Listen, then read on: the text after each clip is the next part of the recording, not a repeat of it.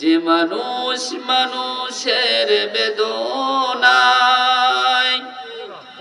কেঁদেছিলেন জীবন মদিনায়, সে মানুষ যদি এত সুন্দর না জানি তাহলে তুমি কত সুন্দর, কত সুন্দর তোমার সৃষ্টি যদি হয় এত সুন্দর না জানি তাহলে তুমি কত সুন্দর, কত সুন্দর। সে কথা ভেবে ভেবে, সে কথা ভেবে ভেবে কেটে যায় লগ্ন, ভরে যায় তৃষিত এই অন্তর না জানি তাহলে তুমি কত সুন্দর তোমার সৃষ্টি যদি হয় এত সুন্দর না জানি তাহলে তুমি কত সুন্দর, কত সুন্দর। জবান খুলে পড়ুন আমিন। রাধা কৃষ্ণপুর যুব সমাজের উদ্যোগে আয়োজিত 21তম বার্ষিকী তাফসিরুল কোরআন মাহফিলের মুআজ্জাজ মুহতারাম সম্মানিত সভাপতি আলহাজ মোহাম্মদ আব্দুল বাতেন, অবসরপ্রাপ্ত সহসফর রাধাকৃষ্ণপুর নিজামিয়া দাখিল মাদ্রাসা, আজকের মাহফিলের সহসভাপতি আলহাজ আব্দুল জলিল প্রধান, অবসরপ্রাপ্ত শিক্ষক রাধাকৃষ্ণপুর, প্রধান অতিথি অধ্যাপক মিজানুর রহমান আমির, বাংলাদেশ জামাত ইসলামী পীরগঞ্জ উপজেলা শাখা রংপুর, বিশেষ অতিথিবৃন্দ, আমন্ত্রিত অতিথিবৃন্দ, আজকের মাহফিলের প্রধান আলোচক সুদূর ঢাকা থেকে আগত বিশিষ্ট আলেমে দ্বীন, বিশিষ্ট গবেষক মুফতি মাওলানা মোহাম্মদ নুরুজ্জামান নোমানী সাহেব হাফিজাহুল্লাহ, আমার সম্মুখপানে বসা অত্র এলাকার আগত যুবক ভাইরা, মুরব্বী বাবাজিরা, সমবয়সী বন্ধু ভাইরা, স্নেহের কচিকাচা পর্দানেশীন পরম শ্রদ্ধেয়া মা ও বোনেরা, সকলের প্রতি সালাম। আসসালামু আলাইকুম ওয়া রাহমাতুল্লাহি ওয়া বারাকাতুহু। মহান ইজ্জত আল জালালের দরবারে লাখ কোটি শুকর গুজারি হচ্ছি, যিনি আমাদেরকে তার কুদরতি হাতের পরশে রহমতের চাদর দ্বারা আবৃত করে হাজারো মানুষের মধ্য থেকে বাছাই করে আজকের এই জান্নাতের বাগানে যিনি আসার সুযোগ করে দিয়েছেন, সেই মহান মুনিবের দরবারে তার দেওয়া জবান থেকে জোরে সোরে বলছি আলহামদুলিল্লাহ। আর একটু জোরে বলি আলহামদুলিল্লাহ। দরুদ ও সালাম বর্ষিত হোক বিশ্ব নবী, প্রিয় নবী, সর্বকালের সর্বযুগের সর্বশ্রেষ্ঠ আদর্শ, বিশ্ব মানবতার হেদায়েতের কান্ডারি, মুক্তির দিশারি, নির্যাতিত নিপীড়িত মানুষের বন্ধু জনাবে মুহাম্মদুর রাসূলুল্লাহ বলি সাল্লাল্লাহু আলাইহি ওয়াসাল্লাম। আল্লাহর দ্বীনের জন্য কোরআনের সমাজ কায়েমের অপরাধে ফাঁসির মঞ্চকে যারা হাসি মুখে গ্রহণ করে নিয়ে এই দেশের তৌহিদি জনতাকে যারা আগামী দিনের দিন কায়েমের পথকে যারা বেগবান করে গোটা দুনিয়ার মুসলমানদের অন্তরে মর্দে মুজাহিদদের ভূমিকায় যারা অবতীর্ণ হয়েছেন, যাদের ভূমিকায় বিংশ শতাব্দীর শ্রেষ্ঠ মুজাহিদ উপাধিতে ভূষিত হয়েছেন, সেই সমস্ত মর্দে মুজাহিদদের জন্য দোয়া করছি, আল্লাহ তাআলা তাদের সকলের শাহাদাতকে কবুল করুন, বলেন আমিন।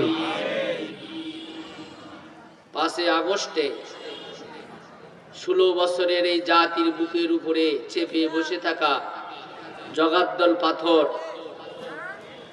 দুর্নীতিবাজ, লুণ্ঠনকারী, হত্যাকারী একটি জালিম শাহীর সমস্ত দম্ভকে যে সমস্ত তরুণ সমাজ ভাই এবং বোনেরা জীবন দিয়ে রক্ত দিয়ে চুরমার করে দিয়েছে, আল্লাহ রাব্বুল আলামিন তাদের সকলের জীবনকে শহীদ হিসাবে কবুল করুন, আমিন। প্রিয় ভাইয়েরা, আমার সময় খুবই কম, অল্প সময়ের মধ্যে বেশি কথা বলা লাগবে।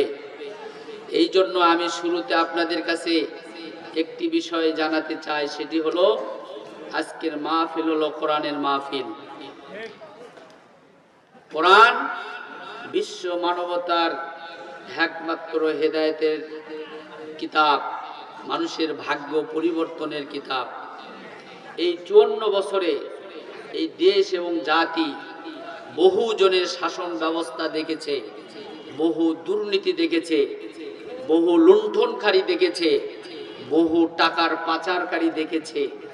এইগুলোকে যত নীতি কোথায় বলা হোক না কেন, এই নীতি কথা বলে মঞ্চে বড় বড় বক্তব্য দিয়ে এই দেশ থেকে দুর্নীতি মুক্ত দেশ, সমাজ গড়া, বৈষম্যবিহীন দেশ তৈরি করার কোনো সুযোগ নেই। একমাত্র সমৃদ্ধশালী দেশ এবং জাতি গঠন করতে চাইলে আল কোরআনের বিকল্প সমাজ ব্যবস্থা সম্ভব নয়। জোরে বলেন ঠিক কিনা?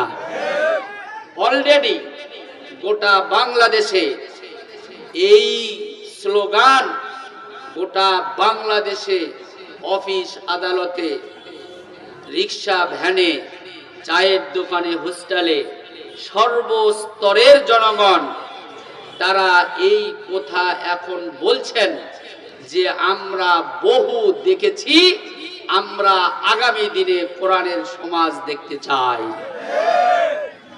সুতরাং এই কোরআনের সমাজ কায়েমের জন্য এক সাগর রক্ত ঢেলে দেওয়া হয়েছে এই বাংলার জমিনে। এই দেশকে কোরআনের সমাজ কায়েম করবে বলেই বিশ্ব নন্দিত মুফাসসিরে কোরআন, যাকে পরিকল্পিতভাবে চিকিৎসার নামে হসপিটালে নিয়ে গিয়ে রাষ্ট্রীয়ভাবে হত্যা করা হয়েছে। জোরে বলেন ঠিক কিনা? আমরা কাউকে অন্যায়ভাবে জুলুমের খাতায় আমরা নাম লেখাতে চাই না। আমরা এই দেশকে শোষণমুক্ত, দুর্নীতিমুক্ত, সমৃদ্ধশালী আগামীর বাংলাদেশ গড়ে কোরআনের সমাজ কায়েমের মাধ্যমে আমরা এর প্রতিশোধ নিতে চাই। ঠিক কিনা বলেন? আমরা রাজি আছি তো ইনশাল্লাহ? যখন রাজি আছি তো ইনশাল্লাহ আল্লাহ তৌফিক দান করবেন, আমিন। আরো জোরে বলেন আমিন। প্রিয় ভাইরা, দুঃখ লাগে একটি, এই কোরআনের বিধান দিয়ে মানুষ সালাত আদায় করে, এই কোরআনের বিধান দিয়ে মানুষ সিয়াম পালন করে, এই কোরআনের বিধান দিয়ে মানুষ যাকাত দেয়, এই কোরআনের বিধান দিয়ে মানুষ হজ করে। কিন্তু যখনই বলা হবে কোরআনের রাজনীতি করতে হবে, তখনই প্রথম কাতারে টুপিওয়ালা, মুখে দাড়িওয়ালা, জুব্বওয়ালা লোকটি এর প্রথম বাধা দানকারী হয়ে দাঁড়িয়ে যায়। কারণ সে সব বুঝেছে, কিন্তু কোরআনের রাজনীতি সে বুঝে না। বুঝে না এই জন্যই যে টুপি মাথায় দিয়ে, জুব্বা গায়ে দিয়ে, মুখে দাড়ি রেখে যদি কোরআনের সমাজের বিপক্ষে না চলে, তাহলে কালোবাজারির ব্যবসা করা যাবে না, বড় বড় শিল্পের যে ব্যবসা এইগুলো করা যাবে না। দরবেশ বাবার মতো দাড়ি রেখে পাঞ্জাবি গায়ে দিয়ে হাজার হাজার কোটি টাকা দুর্নীতি করা যাবে না। বড় বড় মদের বোতল খাওয়া যাবে না। যার কারণেই দেখবেন এই শ্রেণীর মানুষ তারা কোরআনের সমাজ কায়েমের বিপক্ষে দাঁড়িয়ে যায়। প্রিয় ভাই সব, মানুষ কোরআনের অধীনে থাকবে না, কোরআনের অধীনে মানুষ থাকবে। কোরআনের অধীনে মানুষ থাকবে না, মানুষের অধীনে কোরআন থাকবে। কোরআনের অধীনে মানুষ থাকবে। কিন্তু এখন কোনটা হয়েছে? এখন তার উল্টোটা। এখন মানুষের অধীনে কোরআন। কোরআনকে বেনে ফেলেছি শুধু নামাজের তেলাওয়াতের ক্ষেত্রে, কোরআনকে বেনে ফেলেছি শুধুমাত্র মানুষ মরে গেলে মরা মানুষের সামনে গিয়ে কোরআন তেলাওয়াতের ফজিলত নেওয়ার জন্য। কোনো মানুষ যদি মরতে চায়, একেবারে জীবন সায়ান্নে দাঁড়িয়েছে, একেবারে অসুস্থ হয়ে গেছে, তাহলে ইউনুস খতম করার জন্য মানুষ কোরআনের দ্বারস্থ হয়। এছাড়া আর মানুষ কোরআনকে অন্য কোনোভাবে দেখে না। অর্থাৎ আমার মতো করে আমি কোরআনকে মানতে চাই, কোরআনকে বুঝতে চাই, কিন্তু কোরআনের মতো করে কোরআনের অধীনে থেকে কোরআনকে বুঝার মানার চেষ্টাও আমি করি না। প্রিয় ভাই সব, আসুন আমি আপনাদের সামনে সূরাতুন নিসার ৭৬ নম্বর আয়াতে কারিমা তেলাওয়াত করেছি। অনেকের আয়াতটা মুখস্থ আছে, বলবেন আমার সাথে। আউযু বিল্লাহি মিনাশ শাইতানির রাজীম। বিসমিল্লাহির রাহমানির রাহিম। আল্লাযীনা আমানু ইউকাতিলুনা ফি সাবিলিল্লাহ والذين كفروا يقاتلون في سبيل الطاغوت فقاتلوا أولياء الشيطان إن كيد الشيطان كان ضعيفا। অর্থ হলো আল্লাযীনা যারা আমানু ঈমান এনেছে, ইউকাতিলুনা ফি সাবিলিল্লাহ তারা আল্লাহর পথে লড়াই করে, সংগ্রাম করে। ওয়াল্লাযীনা কাফারু আর যারা কুফরি করেছে, অস্বীকার করেছে, তারা ইউকাতিলুনা ফি সাবিলিত তাগুত তারা তাগুতের পথে লড়াই করে। ফাকাতিলু আউলিয়া আশ-শাইতান তাই শয়তানের সাথীদের বিরুদ্ধে তোমরা লড়াই চালিয়ে যাও। ইন্না কাইদাশ শাইতানি কানা দাঈফা জেনে রাখো শয়তানের চাল, শয়তানের চক্রান্ত বড়ই দুর্বল। প্রিয় ভাইরা, আমরা এর আলোকে কিছু কথা আপনাদেরকে এখন শোনাতে চাই। তাহলে যারা ঈমানদার মানুষের মধ্যে চারটা কোয়ালিটি। কয়টা? যে কথা বলবেন কয়টা? চারটা। এক নাম্বার কোয়ালিটি ঈমানদার, দুই নাম্বার কোয়ালিটি কাফের, তিন নাম্বার কোয়ালিটি মুনাফিক, চার নাম্বার কোয়ালিটি হলো মুশরিক। কথা বুঝতে পারছেন? কয়টা বললাম বলেন তো? চারটা। এক নাম্বার কি? ঈমানদার। বলেন এক নাম্বার কি? ঈমানদার, দুই নাম্বার কাফের, তিন নাম্বার মুনাফিক, চার নাম্বার মুশরিক। কয়টা কোয়ালিটি বললাম? চারটা। প্রথম নাম্বার বাদ দিয়ে বাকি তিনটা চিরস্থায়ী জাহান্নামী। সুবহানাল্লাহ পড়বেন না নাউজুবিল্লাহ পড়বেন? ঈমানদার বাদে তিন কোয়ালিটির মানুষ চিরস্থায়ী জাহান্নামী, এরা আর কোনোদিন জাহান্নাম থেকে বের হতে পারবে না। কথা কি বুঝতে পারছেন? তার মধ্যে প্রথম নাম্বারটা শুরু হয়েছে, আল্লাহ বলছেন যারা ঈমানদার তারা আল্লাহর পথে লড়াই করবে। কোরআনের এই আয়াতটা কোরআনে আছে না বাদ পড়ে গেছে? আছে। এর বিধান কি কিয়ামত পর্যন্ত এর বিধান কায়েম থাকবে না মাঝে মাঝে কায়েম থাকবে, মাঝে মাঝে শেষ হবে? কিয়ামত পর্যন্ত থাকবে। ফি সাবিলিল্লাহ বলতে আমরা কি বুঝি? ফি সাবিলিল্লাহ বলতে কি তাবলিগি দল? ফি সাবিলিল্লাহ বলতে কি পীর মুরিদি? ফি সাবিলিল্লাহ বলতে কি বোঝায়? ফি সাবিলিল্লাহর অপর নাম হলো জিহাদ ফি সাবিলিল্লাহ। কথা কি বুঝতে পারছেন? ফি সাবিলিল্লাহ মানে জিহাদ ফি সাবিলিল্লাহ। কারণ ফি সাবিলিল্লাহ হতে গেলে যেইটার মধ্যে ফি সাবিলিল্লাহ থাকবে তার মধ্যে 5টা কোয়ালিটি থাকবে। কয়টা? 5টা। এক নাম্বার হলো ফি সাবিলিল্লাহ, মানে হলো দাওয়াতি ইলাল্লাহ। তারা মানুষদেরকে আহ্বান করবে শুধুমাত্র কেবলমাত্র আল্লাহর দিকে, আর অন্য কারো দিকে তারা আহ্বান করবে না। পৃথিবীর সমস্ত নবী রাসূলেরা, যত নবী আদম আলাইহিস সালাম থেকে শুরু করে নিয়ে শেষ নবী মুহাম্মদ সাল্লাল্লাহু আলাইহি সাল্লাম এই পর্যন্ত যত নবী রাসূল এসেছেন, তারা সকলেই আল্লাহর পথে মানুষকে ডেকেছে। এই আল্লাহর পথে মানুষকে ডাকার আবার 3টা কোয়ালিটি। তার মানে হলো আল্লাহর পথে মানুষকে ডাকবো, আবু জেহেলের দলের সাথে সম্পর্ক রাখবে, আবার সে মুহাম্মাদের সাথে সম্পর্ক থাকবে, হবে না। ফেরাউনের সাথেও থাকবে, মুসার সাথেও থাকবে, হবে না। নমরুদের সাথে থাকবে, আবার ইব্রাহিমের সাথে থাকবে, তাও চলবে না। আল্লাহর পথে যে ব্যক্তি আসবে তাকে 3টা জিনিস মেনে নিয়ে আসা লাগবে। কয়টা জিনিস? জোরে বলেন, কয়টা? 3টা। এক নাম্বার হলো আল্লাহর পথে আহ্বান করবে 3টা বিষয়ে। 1 নাম্বার তাওহীদ, 2 নাম্বার রিসালাত, 3 নাম্বার হলো আখিরাত।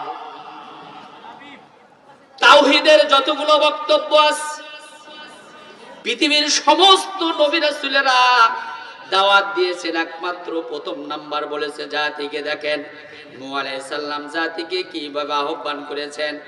লাকাদ আরসালনা নূহান ইলা কওমিহি ফাকালা ইয়া কওমি ইবুদুল্লাহা মা লাকুম মিন ইলাহিন গায়রু।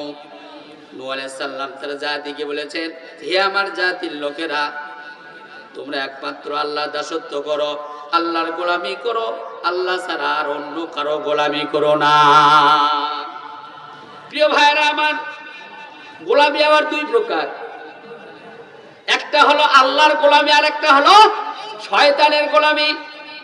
ওই যে সূরা ফাতিহাতে আমরা বলেছি, ইয়্যাকা না'বুদু ওয়া ইয়্যাকা নাস্তাঈন, শুধুমাত্র কেবলমাত্র তোমারই দাসত্ব করি, তোমারই গোলামি করি এবং তোমার কাছেই সাহায্য চাই। গোলামি হবে যার, সাহায্য চাইবেও তার কাছে। তার বাস্তব প্রমাণ দেখেছি।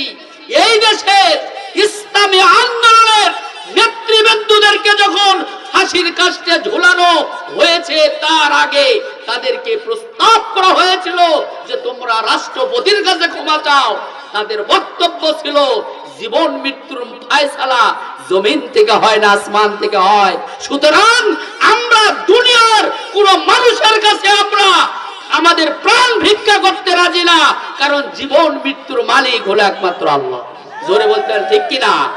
কারণ যারা ইসলামকে ভালোবাসে, আল্লাহর রাস্তায় জীবন দেওয়ার জন্য যারা শপথ করেছে, তাদের শপথটাই ছিল কি?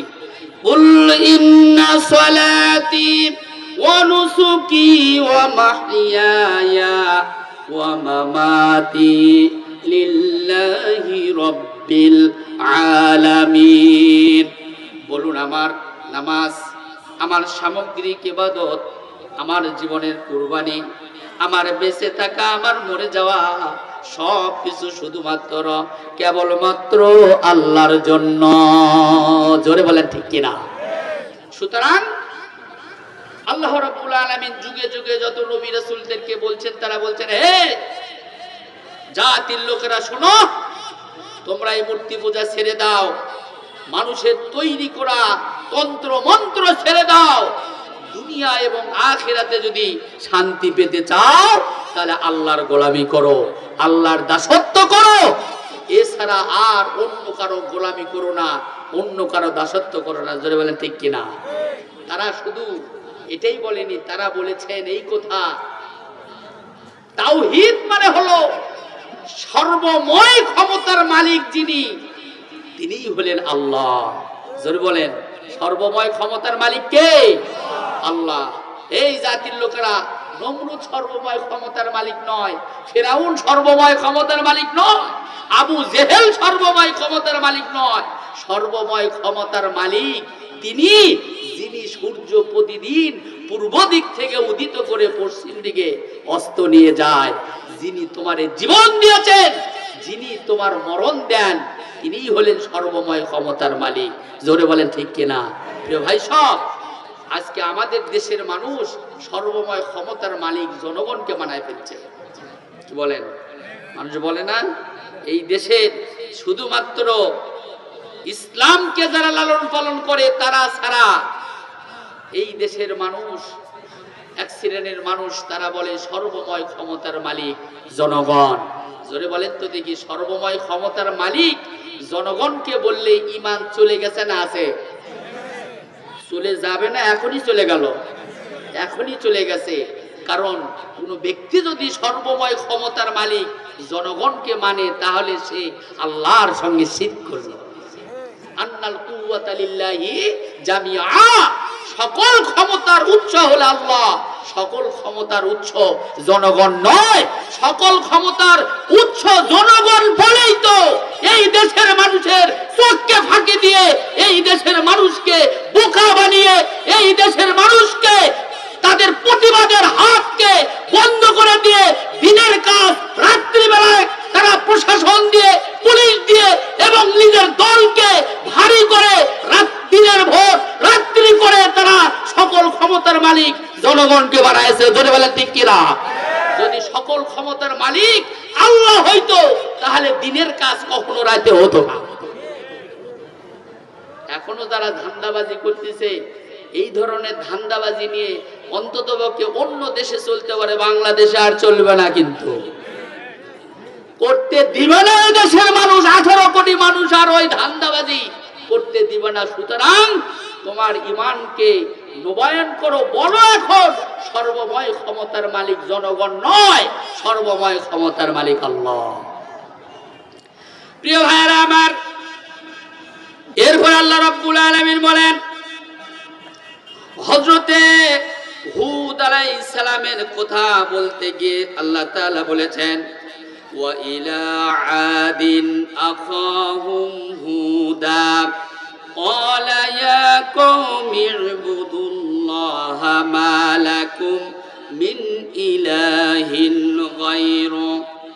অনুরূপ হুদ আলাইহিস সালাম তার জাতির লোকদেরকে বলেছেন, হে আমার জাতির লোকেরা, তোমরা শুধুমাত্র কেবলমাত্র আল্লাহর দাসত্ব করো, গোলামি করো। আল্লাহর দাসত্ব গোলামি ছাড়া আর কানো গোলামি করো না। প্রিয় ভাইয়েরা আমার, এমনই করে আল্লাহ রাব্বুল আলামিন হযরতে সালেহ আলাইহিস সালামের কথা বলেছেন, ওয়া ইলা সামুদ আখাহুম সালিহা ক্বালা ইয়া কওমি ইবুদুল্লাহা মা লাকুম মিন ইলাহিন গায়রু। হযরতে শুআয়ব আলাইহিস সালামের কথা বলতে গিয়ে আল্লাহ তাআলা বলেছেন, ওয়া ইলা মাদিয়ানা আখাহুম শুআয়বা ক্বালা ইয়া কওমি ইবুদুল্লাহা মা লাকুম মিন ইলাহিন গায়রু। তাহলে কি বোঝা গেল বলেন তো দেখি? বোঝা গেল এটাই সারমর্ম। দুনিয়ার সমস্ত নবী রাসূলেরা আল্লাহর দিকে ডেকেছেন, তাওহীদের দিকে ডেকেছেন। কি বলেন ঠিক কিনা? আল্লাহর দাসত্ব করবে, মসজিদে আল্লাহর দাসত্ব করবে, কিন্তু ব্যবসার মধ্যে 1 নাম্বারের মধ্যে 2 নাম্বার ঢুকায় দিবে, চলবে না। 50 টাকা 70 টাকা দামের চালের মধ্যে 50 টাকা দামের চাল ঢুকায় দিয়া ওইটাও 70 টাকা দামের চাল বানায় দিল। দেশি কাপড়ের উপর সিল মাইরা জাপানি কাপড় বানায় দিল। একজন লোক নাকি সরষের তেল বিক্রি করত, তখন মসজিদে ঢোকার সময় ওই মাথার টুপিটা খুইলে নিয়ে আরেকটা টুপি মাথায় দিয়ে মসজিদে ঢুকতেছে। তো লোকেরা জিজ্ঞেস করলো, ভাই এইটা কেন তুমি করতেছ? বলে, ভাই ওইটা হলো তেল বিক্রি করার টুপি, আর এইটা হলো আমার নামাজ পড়ার টুপি। চিন্তা করছেন আপনি?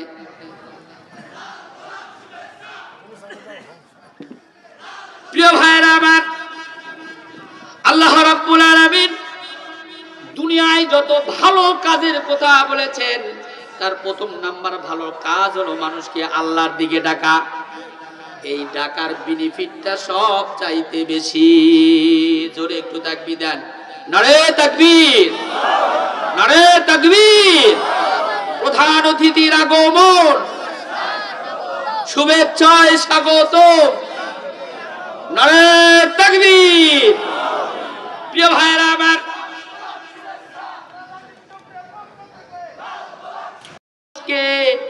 আল্লাহর পথের দিকে আহ্বান, এটাই হলো দুনিয়ার শ্রেষ্ঠ কাজ।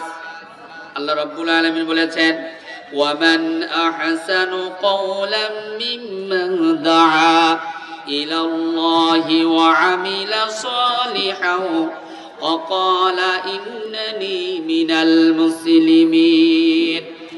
তার কথা চাইতে আর কার কথা অধিক উত্তম হতে পারে যে মানুষকে আল্লাহর পথের দিকে ডাকে, নিজে নেক আমল করে এবং বলে আমি মুসলমানদের মধ্যে একজন।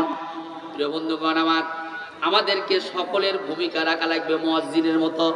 কিসের মতো? মুয়াজ্জিনের ভূমিকার মতো। মুয়াজ্জিনের মতো আমাদেরকে মানুষদেরকে আল্লাহর পথের দিকে ডাকা লাগবে। এটা ছিল নবী রাসূলদের প্রথম নাম্বার কাজ। আমি আপনাদেরকে বলতেছিলাম জিহাদ ফি সাবিলিল্লাহর মধ্যে কয়টা জিনিস আছে? 5টা জিনিস আছে। তার প্রথম নাম্বার হলো দাওয়াতি ইলাল্লাহ। মানুষকে আপনি আল্লাহর পথের দিকে ডাকবেন, আর অন্য কোনো পথে আপনি মানুষকে ডাকতে পারবেন না। যদি আপনি মানুষকে আল্লাহর পথের দিকে ডাকেন, এর বেনিফিটটা আপনি পাবেন কিনা?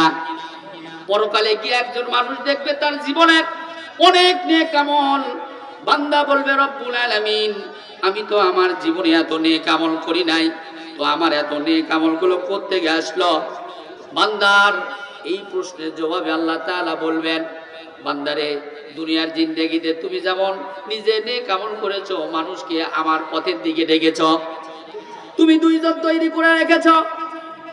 ইসলাম বুঝানোর জন্য তুমি 2 জন সমর্থক বানিয়েছো, 5 জন সমর্থক বানিয়েছো। ও আবার 10 জন কর্মী বানাইছে, ওই কর্মী আবার 10 জন সমর্থক বানাইছে আল্লাহর দ্বীন বোঝানোর ক্ষেত্রে। এই যে একজনকে তৈরি করে রেখে আসলে, আর এইগুলো জ্যামিতিক হারে বেড়ে গেছে। তুমি নিজে নেক আমল ওই পরিমাণ না করলেও ওই লোকগুলো ভালো কাজ করার কারণে তোমার আমল নামায় ওই পরিমাণ নেকি লিখে দেওয়া হয়েছে। অপরদিকে যদি কোনো ব্যক্তি মানুষকে খারাপ পথের দিকে যদি আহ্বান জানায়, কোনো মানুষ যদি অন্য লোককে যদি খারাপ পথের দিকে ডাকে, মানদা আবিদাওয়াল জাহিলিয়া, ইসলাম বাদ দিয়ে মানুষকে জাহিলিয়াতের নিয়ম নীতির দিকে ডাকলো। কর্মী বানাইলেন বিড়িখোর, কর্মী বানাইলেন রিভলভার, একেবারে বন্দুক দিয়ে গুলি করানো শিখানোর কর্মী, কর্মী বানাইলেন এরকম গাঁজাখোর, কর্মী বানাইলেন এরকম যে আল্লাহ বুঝে না, নবী রাসূল বুঝে না, কিছুই বুঝে না। এই ধরনের কর্মী আপনি একজন বানালেন, ও আরো 10 জন বানালেন, ও আরো 20 জন বানাবে। পরকালে গিয়ে বান্দা দেখবে যে তার নেক আমলের নেকি তো নাই, বরং তার বদ আমলগুলোর পাহাড় হয়ে গেছে। আল্লাহ তাআলাকে বলবেন, বান্দা রব্বুল আলামিন আমি তো জীবনে এত গুনাহ করি নাই, আমার এই গুনাহগুলো কোত্থেকে আসলো? আল্লাহ তাআলা বলবেন, বান্দারে তুমি গুনাহ করো না এই কথা ঠিক আছে, কিন্তু গুনাহ করার রাস্তায় মানুষকে উঠিয়ে দিয়ে এসেছো। ওই ব্যক্তি নিজে গুনাহ করেছে, ও আরো 5 জনকে গুনাহ শিখাইছে, ও আরো 10 জনকে গুনাহ করার রাস্তা শিখিয়েছে। এই জন্য ওই লোকগুলো যত গুনাহ করেছে তোমার বদ আমল নামায় তোমার আমলগুলো লেগে দেওয়া হয়েছে। সুতরাং দুনিয়ার শ্রেষ্ঠ কাজ হলো মানুষকে আল্লাহর পথের দিকে ডাকা। কোন পথে? কোন পথে ডাকতে হবে? আল্লাহর পথে।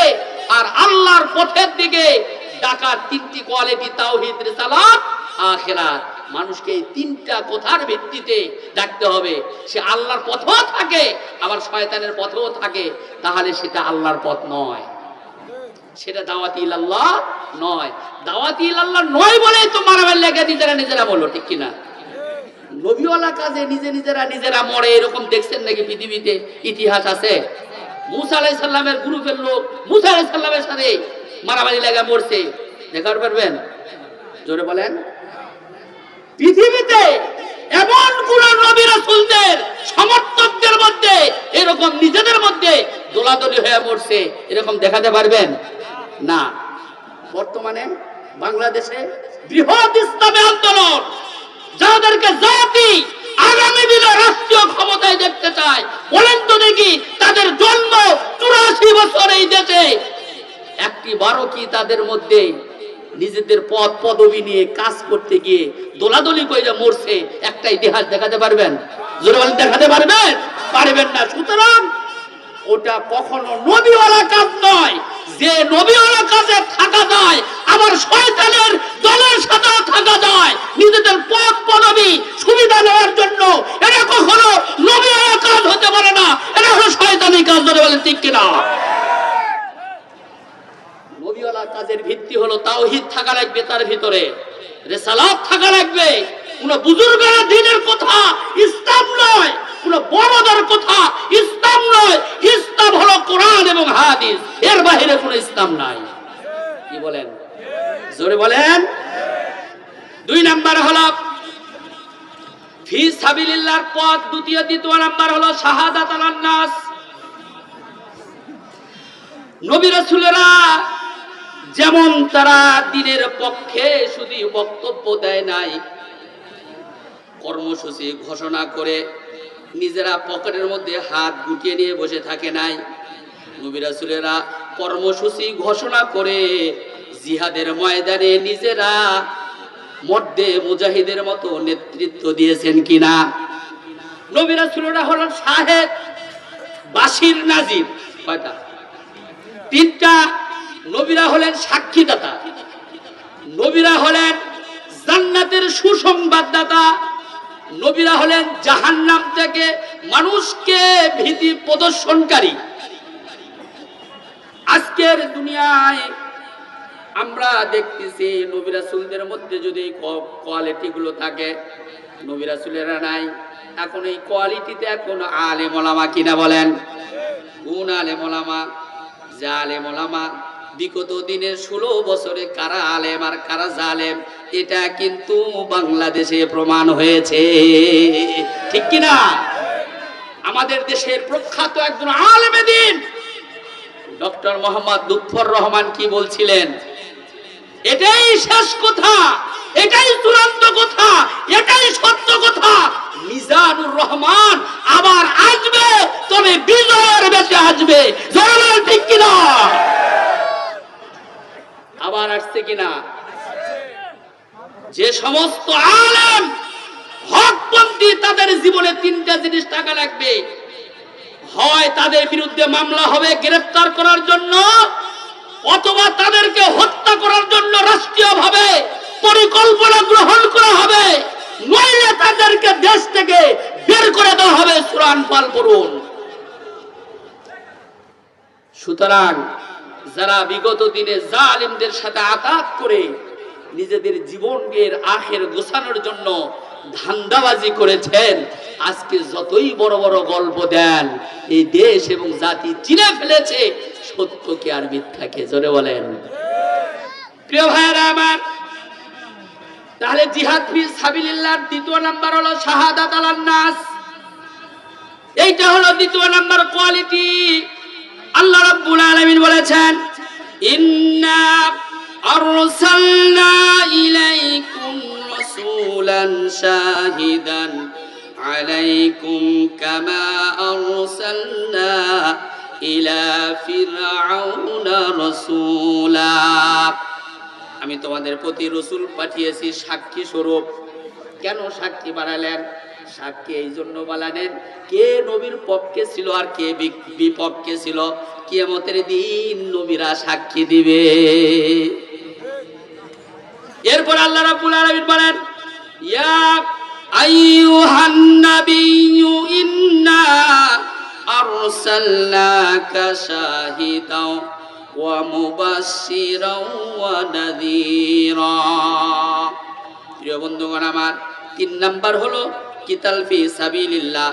যারা জিহাদ ফি সাবিলিল্লাহ বলবে তাদের মধ্যে সব আছে, কিন্তু জিহাদি অনুপ্রেরণা না থাকলে সেটা ফি সাবিলিল্লাহর পথ নয়। 4 নাম্বার হলো, যদি কোনো ব্যক্তি নিজেদেরকে ইসলামী দল মনে করে, জিহাদ ফি সাবিলিল্লাহ মনে করে, 4র্থ নাম্বার তাদের মধ্যে দিন কায়েমের আন্দোলন থাকা লাগবে, ইকামতে দিনের ফর্মুলা থাকা লাগবে। আকিমুস সালাহ বুঝলো কিন্তু আকিমুদ্দিন বুঝলো না। একই আকিম দিয়া সালাত ফরজ হয়, আবার ওই একই আকিম দিয়া দিন ফরজ হয়, ওইটা বুঝে এইটা বুঝে না।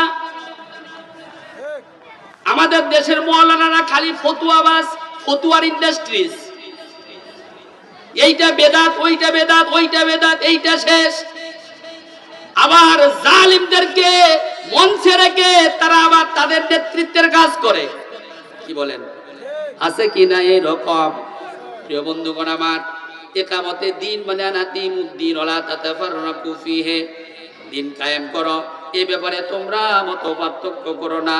আর 5ম নাম্বার হলো আমল বিল মারুফ নাহি আনিল মুনকার, ভালো কাজের যেরকম আদেশ করবে তেমনি মন্দ কাজে বাধা দেওয়ার জন্য 3টা কোয়ালিটি থাকা লাগবে। তারা মুখের শক্তির মাধ্যমে বাধা দিবে, মুখের মাধ্যমে বাধা দিবে। আর এই 2টা যদি না থাকে তাহলে ঘৃণা করে শুধু বসে থাকবে না, নাক ধরে শুধু চলে যাবে না, ওইটা হটানোর জন্য পরিকল্পনা করবে। 16 বছর ধরে এই দেশে গণমানুষের প্রিয় সংগঠন, গণমানুষের দল, যারা রাষ্ট্রীয়ভাবে এই দেশে জাতির কাছে প্রমাণিত হয়েছে, যারা কখনো দুর্নীতি করে না, মিথ্যার সামনে মাথা নত করে না, শত শত নেতাদের জীবন যেখানে চলে যায় সেখানে শুধুমাত্র তারা বসেছিল না, তারা পরিকল্পনা করেছিল কখন এই দেশের জালেমকে বিদায় ঘন্টা বাজানো যায়। ধরে বলেন ঠিক কিনা? ওরা ছাত্র মেরে চেয়েছিল থাকতে ক্ষমতায়, হাসিনা আলেম মেরে চেয়েছিল থাকতে ক্ষমতায়, থাকিতে পারে নাই। আলেমরা পালাই না তো জালেম পালায়, আলেমরা পালায় না তো জালেম পালায়। জোরে বলেন ঠিক কিনা?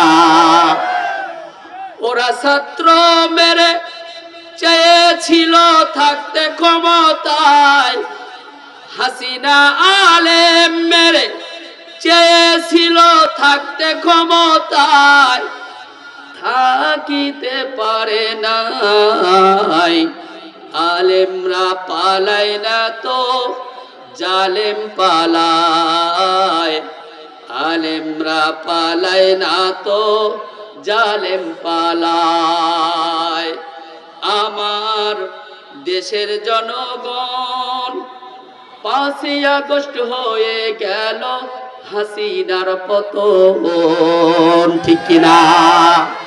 আমার দেশের জনগণ 5ই আগস্ট হয়ে গেল জালিমের পতন। সময় ছিল 45 মিনিট, গণভবন না ছাড়িলে হইতো রে ফিনিশ। সময় ছিল 45 মিনিট, গণভবন না ছাড়িলে হইতো রে ফিনিশ। ইঁদুরের গর্ত নাই পালাবি কোথায়, গণভবনের গর্ত নাই পালাবি কোথায়। তাই দিল্লি চলে যায়, আলেমরা পালায় না তো জালেম পালায়, আলেমরা পালায় না তো জালেম পালায়। ওরা ছাত্র মেরে চেয়েছিল থাকতে ক্ষমতায়, হাসিনা আলেম মেরে চেয়েছিল থাকতে ক্ষমতায়, থাকিতে পারে নাই। আলেমরা পালায় না তো জালেম পালায়, আলেমরা পালায় না তো জালেম পালায়। সুবহানাকা আল্লাহুম্মা ওয়া বিহামদিকা আশহাদু আল লা ইলাহা ইল্লা আনতা আস্তাগফিরুকা ওয়া আতুবু ইলাইক। আসসালামু আলাইকুম ওয়া রাহমাতুল্লাহ।